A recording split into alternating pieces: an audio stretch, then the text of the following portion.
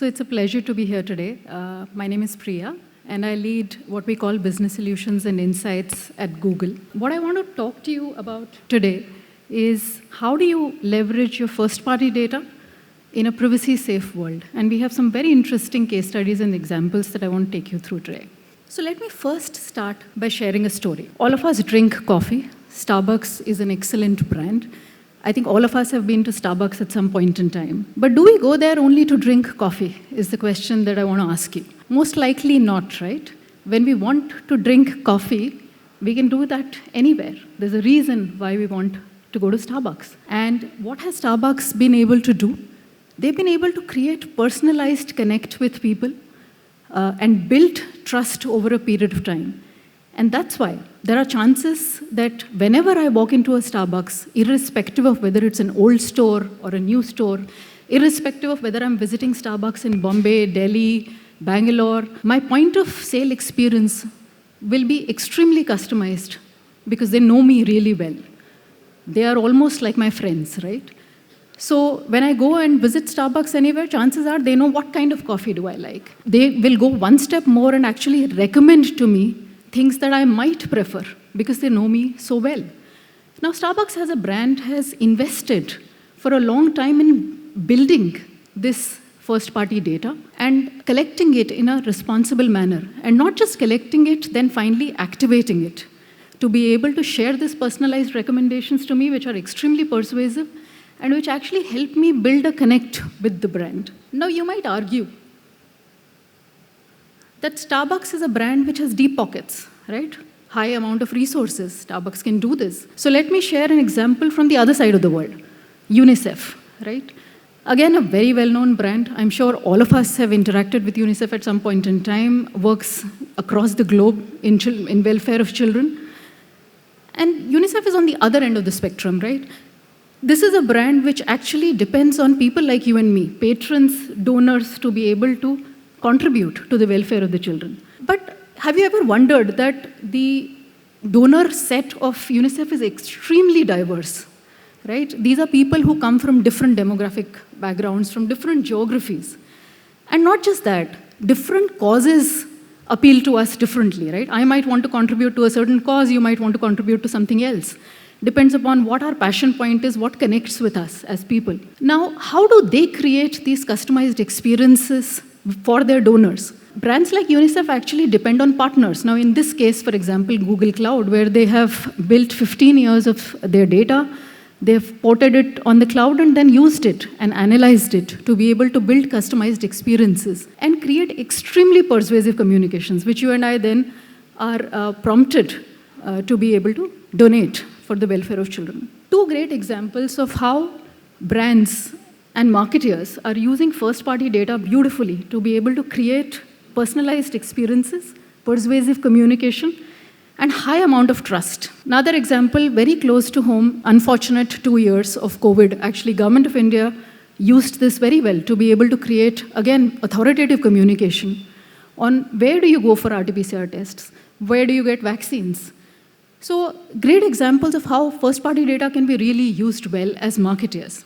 Now, while that's happening in the world of marketing, there is another angle where consumers are becoming more aware. They are getting more and more concerned about how their first-party data is being used. And these are some astounding numbers. 75% of Indian users actually today are extremely concerned on how their first-party data is being used. How is it collected? Is it kept safe? Now, when we say consumers are concerned about the data, these are the three things that they actually care about. They care about how their data is being stored, how is it being collected, is it secure, and they hope that it's not abused. Now, we used to believe that this is largely a Western world phenomenon, but some of these numbers have really baffled us.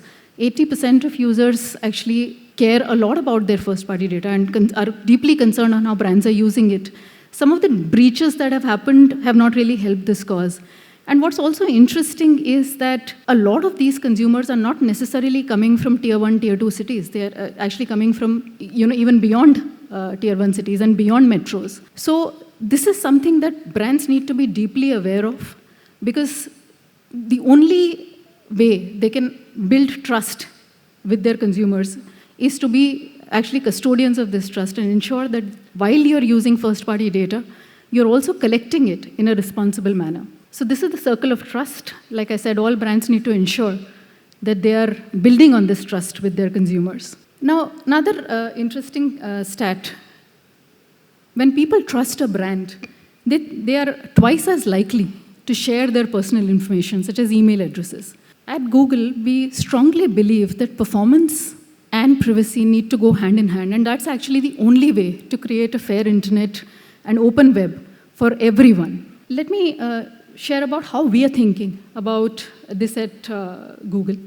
We are making many privacy-forward product investments, and first-party data is at the forefront of all of this. And actually, if we look at some of the numbers, when first-party data is collected and used well, it actually leads to 2 times better incremental revenue and 1.5 times improvement in cost efficiency, even in a single exposure of your ad. So the question is, we have established that it's important to collect data. How do we get started is the most important question. This is a framework that we've been able to evolve, which is build, measure, and activate.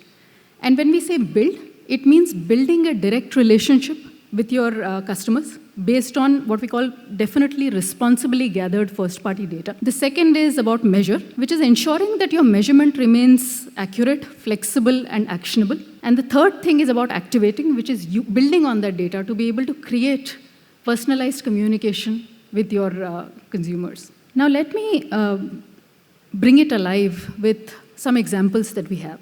Now the first one is from the world of CPG, which is Pepsi. And I've worked in CPG all my life, and a few years back, if somebody had come and told me about personalization in the CPG world, I would have laughed it off. Because the principles of CPG world are very different, right? They create for masses.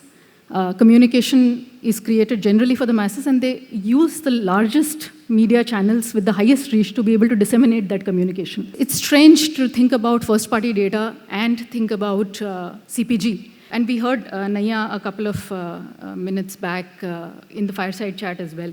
I think the D2C brands have actually challenged this norm and have been able to prove that by customized communication, by being able to build a trust, deeper relationship and friendship with your consumers, you can actually challenge this norm. Now, this example is from Pepsi. Pepsi actually works pretty closely with Google marketing platforms and is able to use their personalized, use their first-party data to be able to create this personalized communication with the consumers. And not just that, it's not just about creating communication that appeals to people, it's also about the fact that they use that data really effectively in building innovation, which is communicating with the consumers and getting real-time feedback on, for example, what kind of flavors to launch, which markets to launch, what is the right price point that will appeal to the consumers. So this first-party data, when collected well and activated well, can be really used extremely effectively, irrespective of which industry you belong to. Let me talk about a second example on how this data can be measured well, and if measured well, what kind of wonders can it do. So this is an OTT platform. I'm sure all of us are aware of Woot. We all watch Woot as well.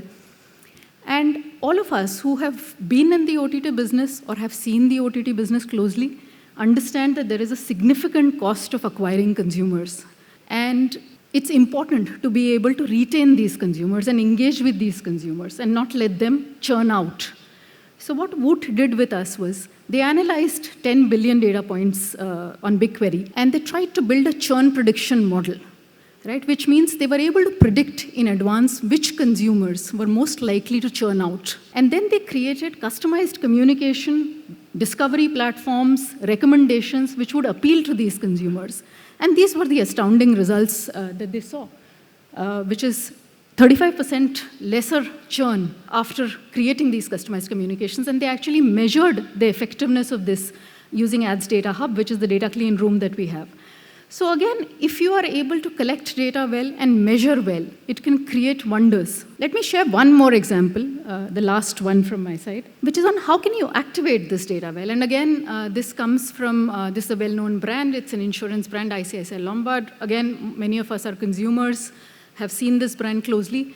And we understand that in the insurance world, there is a lot of online data that exists on platforms like Google Ads, for example, and there is a lot of offline data that gets collected via CRM platforms, etc. There are so many leads that players like ICICI Lombard get. It's important to be able to sift through that and really identify which leads are the most meaningful, which means which leads are the most likely to convert. Now, they worked with us and almost automated their entire search strategy. I will not go into technical details, but in a way, we're able to build lead propensity model, which is almost an ability to score the leads basis which have the highest propensity to convert into sales. So in a way, which were the most high quality leads. Now, not just that, the magic happens when this data was fed real time into Google Ads, and we were able to bid for these audiences in real time. And again, you see the fabulous results that happened on the back of it, which is 50% lower cost per sale, 17% higher quote to sale.